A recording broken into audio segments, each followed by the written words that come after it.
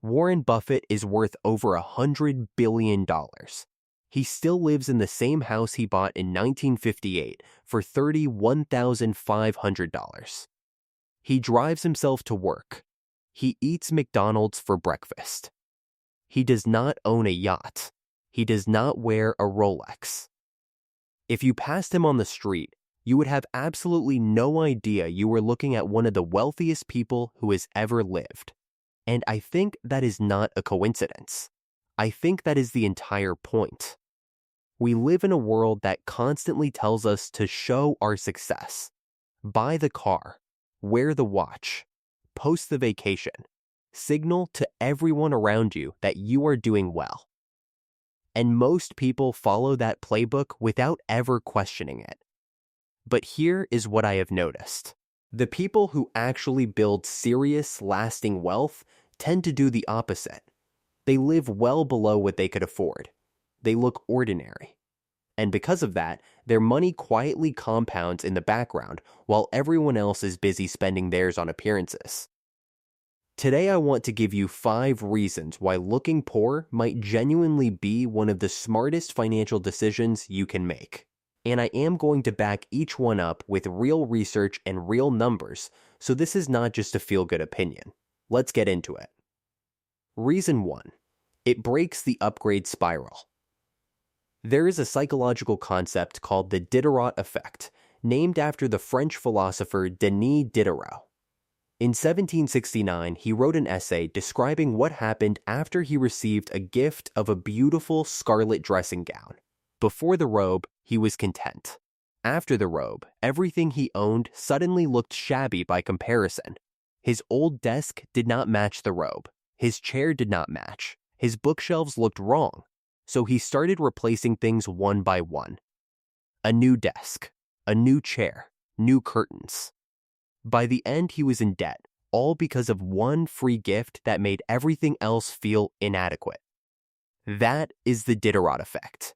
One upgrade triggers a chain of upgrades, and it happens to all of us constantly. You get a new phone, and suddenly your phone case looks cheap. You renovate your kitchen, and now the living room looks outdated.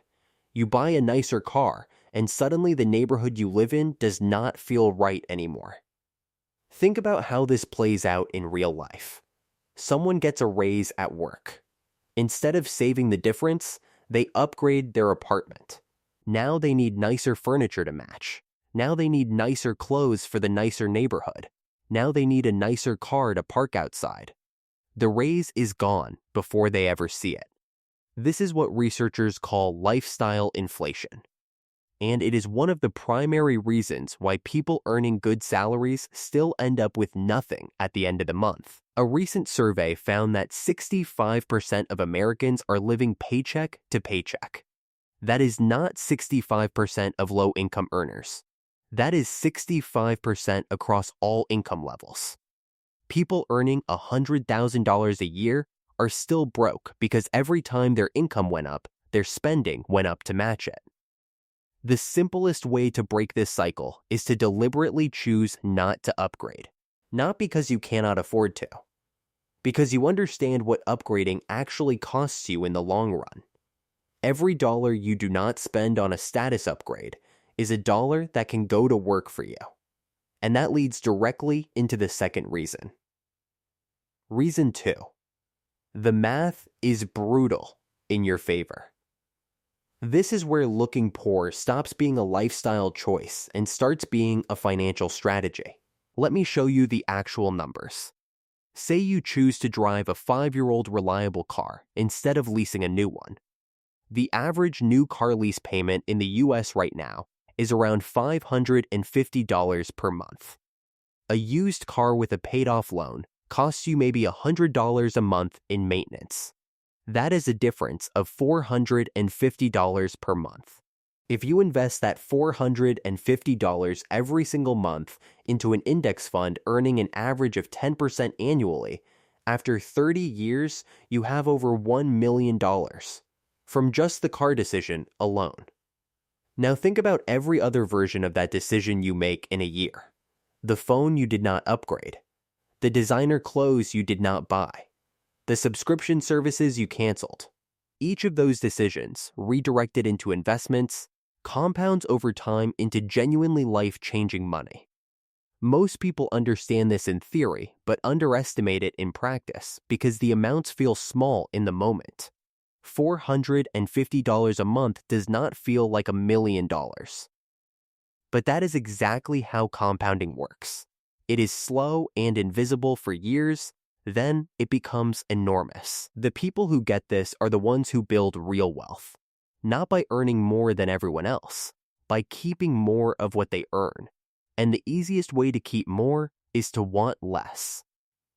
Reason 3, it puts you around the right people. This one surprised me when I first thought about it carefully. When you live visibly below your means, when you do not show off, when you do not signal wealth through your possessions, the people who are drawn to you for the right reasons. But when you do show off, when you wear the expensive watch and drive the flashy car and post the lifestyle on social media, you attract a very specific kind of attention. Some people want to be around you because of what you have, not who you are. And the problem with surrounding yourself with those people is the pressure they create. I have seen this happen firsthand. Someone in a social group buys an expensive car, and suddenly there is this unspoken competition. Dinner at nicer restaurants, holidays to more impressive places, rounds of drinks that nobody can actually comfortably afford, but everyone pretends they can. Researchers actually have a term for this: keeping up with the Joneses. And there is real data on how much it costs people. Studies show that spending increases significantly when people are surrounded by others who spend more. It is social contagion. You absorb the financial habits of the people closest to you almost without noticing. On the other hand, when you live modestly, you tend to attract people who are also living intentionally. People who value experiences over things. People who talk about ideas and goals rather than possessions. And that environment quietly reinforces smarter financial decisions. There is also a practical safety reason worth mentioning here. When you visibly display wealth, whether on social media or in public, you make yourself a target. This is not a small thing. High-profile displays of jewelry, cars, and cash have led to targeted robberies and worse. Keeping a low profile is simply safer. Discretion is a form of protection. Reason 4, nothing you buy makes you happier for long. This is the one that I think is actually the most important, even though most people resist it. There is a psychological concept called the hedonic treadmill. The idea is that no matter what happens to you, positive or negative, your level of happiness tends to return to a fixed baseline. You get a raise and feel great for a while, then go back to baseline. You buy something you wanted for a long time and feel great for a while, then go back to baseline. The most striking evidence for this comes from a famous 1978 study that compared lottery winners to people who had become paralyzed in accidents. The researchers expected lottery winners to be dramatically happier, and the accident victims to be dramatically less happy. What they found was that within a relatively short period, both groups had returned to roughly the same baseline happiness as before their life-changing event. Winning the lottery did not make people lastingly happier. The winners just got used to the new level and needed more to feel the same way. Think about your own experience. Remember the last thing you really wanted to buy. How long did the excitement last after you got it? A week? A month? Then it just became the new normal, and you started thinking about the next thing.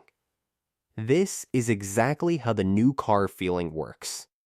The first week you own it, you park in 2 spots to protect it. 6 months later, it is just a car. You are already thinking about the next upgrade. The implication of this is significant. If buying things does not produce lasting happiness, then the financial sacrifice you make to buy those things is not actually buying you happiness. It is buying you a brief spike and then a return to exactly where you started, just with less money. When you understand this deeply, choosing to live below your means stops feeling like deprivation. It starts feeling like clarity. You stop chasing a feeling that the purchase was never going to deliver anyway. Reason 5. You can retire earlier than you think. Here is where everything comes together in very practical terms. There is a concept in personal finance called the 4% rule. The idea is that if you have saved and invested enough money, you can withdraw 4% of it each year, and your investment portfolio will continue growing enough to sustain you indefinitely. The key insight is that the amount you need to retire depends entirely on how much you spend each year. If your lifestyle costs $50,000 a year, you need $1,250,000 saved to retire comfortably under the 4% rule. If your lifestyle costs $100,000 a year, you need $2,500,000. If your lifestyle costs $30,000 a year, you only need $750,000. The lower your expenses, the less money you need to reach financial freedom. And the less money you need, the faster you can get there. Most people are running on a treadmill where every time their income rises, their expenses rise to match, so the finish line never gets any closer. But if you deliberately keep your expenses low while growing your income, you close that gap incredibly fast. The average American carries about $23,000 in personal debt, not counting their mortgage. A lot of that is from consumer spending, things bought on credit that did not build any lasting value or happiness. If that $23,000 had been invested instead, even at modest returns, it would be growing every year. Living below your means is not about deprivation. It is about choosing what your money actually does for you. Every dollar you do not spend on something that does not matter to you is a dollar that gets you closer to not needing a job at all. That is what financial freedom actually looks like. Not a big house and a flashy car and a lifestyle that photographs well. The ability to wake up and choose how you spend your time. The most interesting thing about truly wealthy people is how ordinary they look. Warren Buffett in his 1958 house. Ingvar Kamprad, the founder of IKEA and one of the richest people in the world, who drove a Volvo and flew economy class.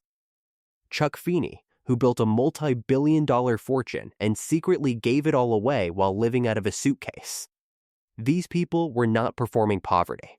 They genuinely did not see the point of spending money on things that would not make their lives meaningfully better.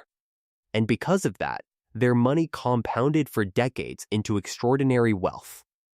You do not have to be a billionaire for this to apply to you. The same principle works at every income level. Spend less than you earn.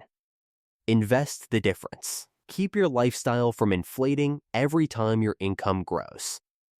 Stay out of the status game.